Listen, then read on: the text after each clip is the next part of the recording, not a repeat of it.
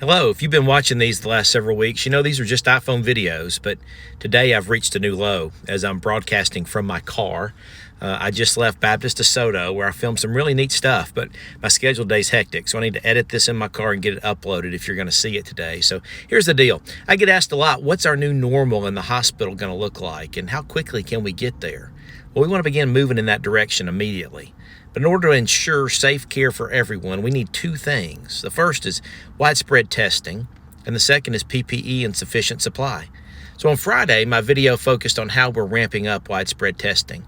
But today, this morning, I traveled to Baptist DeSoto to see some innovations in the ICU that aim to conserve PPE so that we can stay safe and still have enough protective equipment to treat more patients.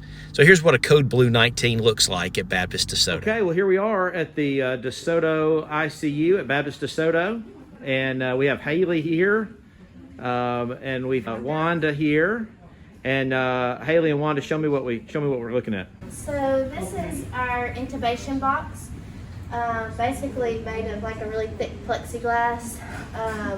And we are using it, our intensivists are using it to intubate patients to decrease exposure to aerosolized particles. So typically what they can do is if the patient is going to need to be intubated, we can pass it into the room, and it's open on the backside, so it can go over the patient's head and the physician can work through here to intubate. Okay, this whole box goes on somebody's head. Yes. So it's open on the back side. Oh, I got you. Okay. All right. There's Dr. Henderson standing over here. Hello, Dr. Henderson. And Patty, who made these boxes? My nephew made these. His wife works at Baptist Memphis with Dr. Thrillkill, and he was approached about trying to make these to add more protection for all of our staff members, all of our coworkers, for any of the patients that were suspected or confirmed for COVID-19. Yeah. Hang on, we got a lot of people here. Let me get this selfie. We got the whole DeSoto team here, everybody. So, Dr. Henderson, you talked about a Code Blue. That was one of the other things I wanted to hear about. You all at DeSoto have a special code that you call overhead for coronavirus patients. Can y'all tell me about that? So, prior to the COVID-19 pandemic, if there was a patient that coded that was in isolation, you may have a number of people show up, maybe 5 to 6, maybe a number of nurses, pharmacy tech, and maybe a physician. So during the COVID-19 pandemic, we created what's called a Code Blue 19 process. And when that's called overhead, specifically in our ICU, we have limited the amount of people that respond in the room that dress out in full head-to-toe PPE. We have 3 people that are allowed to go in the room.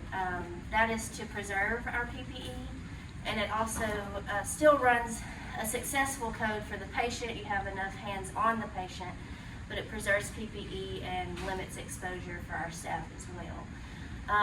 In that time, we have 2 room safety monitors outside as well. One of them can run the crash cart, and one of them will monitor safe donning and doffing of PPE.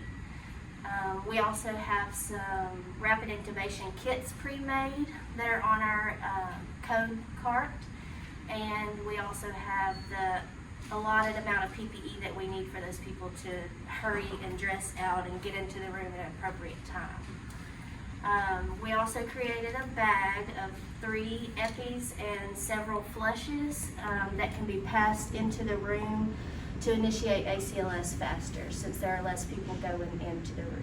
Tell me your name over here, respiratory therapy. Latina. Hello, Latina. Thank you for being on my video. Tell me about coronavirus from the standpoint of a respiratory therapist. How has this changed what you do, or not changed it at all? Well, it's actually been more in depth for the respiratory therapist because, as we know, it is a respiratory disease or respiratory infection virus. So it actually affects the secretions in the lungs. And when the patient has that, which we actually just got one that we turned prone on their stomach so that it can take and move the secretions around to where they're just not being sat fast in one location. Okay. Which we've actually do a manual prone, or we have a special bed, which is called a rotor prone bed, which actually electric wise, we can manually turn them on the bed slowly as it rotates the patient around with the remote per se.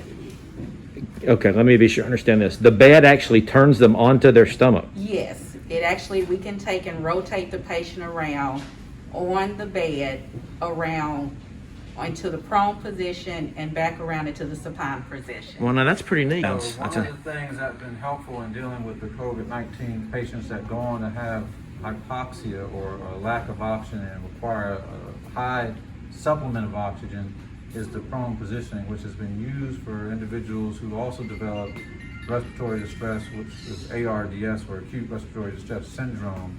So that's been extrapolated to that, but we try to do everything possible to avoid putting these patients on mechanical ventilation, because mechanical ventilation has been shown to have such a high mortality in these patients. So we actually implement some of these strategies into patients who aren't even on mechanical ventilation to see if we can help with their oxygenation where we may avoid mechanical ventilation by all costs. One other thing I would bring to light would be during the cold, flu scenarios, there are situations where normally we would be very aggressive in pre-oxygenating these patients. The respiratory therapist, Latina, would be bagging the patients. We've done things a little differently to try to avoid spread of aerosolized particles. So we've created a kind of a pre-oxygenation kit that she could actually take you through. If you don't mind showing him, Latina. So here we have the PPE kits that we were talking about that are already pre-made and on the crash cart. You have your goggles, your gowns, your shields, and your N95 masks. Very neat. Yes. This is the little, it's a clear cover that you can cover the patient head to toe. Initially, before we had the boxes, they were intubating under that. But we've also learned that if you go ahead and put it over the patient while you're providing high quality CPR, it's less of aerosolized particles that may, bodily fluids or sputum that may be aerosolized. Makes sense. And this right here is our pre-oxygenation kit, which is a closed system. And it also gives the patient a PEEP, which gives them CPAP, which is a continuous positive airway pressure. And this is a closed system, so we would still run the ambu bag off of 15 flush liters, which is 100%, put the mask on, strap it to the patient, and then we can dial in our PEEP from 5 to 20 on the PEEP valve. Now, Latina, let me ask you a question. You've had to bust into that to show it to me on the video. Do you think Brian Hogan will charge me the cost of that supply? Will he send a bill to corporate, or how will that work? He's shaking his head yes, Okay. so yes. Okay. No price gouging, though. Yes. Okay, well, that's really neat. Yes. Really neat. Thank you for taking me through that. And just to give me a sense here, how many patients do we normally have pre-coronavirus in this ICU on a daily basis? Average daily census pre-coronavirus is about 23, 24. 24 on this unit. And then how many do we have right now? At this time, we have about 15. Okay, so we're down. We've got capacity in case we have a surge, but we're hoping we don't, and planning to get started back up here again soon. Team members who are going to be listening to this, who are aware of patients that need care, that are at home, that are concerned about coming to the hospital, what's your message for them if they need care? I think now that the whole United States has had a chance to adapt to this virus, I think we do have the capability of taking care of it, and I think the hospitals have taken on the role of not only protecting the healthcare workers that work here, the patients who come here normally, but also the COVID-19 patients as well. And now that we've all practiced social distancing and done the things to help try to get the numbers to stop surging across the nation, or hopefully across the nation, I do think that it is safe to come to the hospital. And we just hope that patients aren't staying home when they actually should be coming in. There have been cases where people seem to come in a little later than they normally would have, and that these individuals probably would have done better if they'd have been in when they first started having problems rather than trying to hold out. Yeah. So I hope that this lets them know that it is safe to come back to the hospital. because we're doing everything we can to protect healthcare workers, COVID-19 patients, as well as regular patients.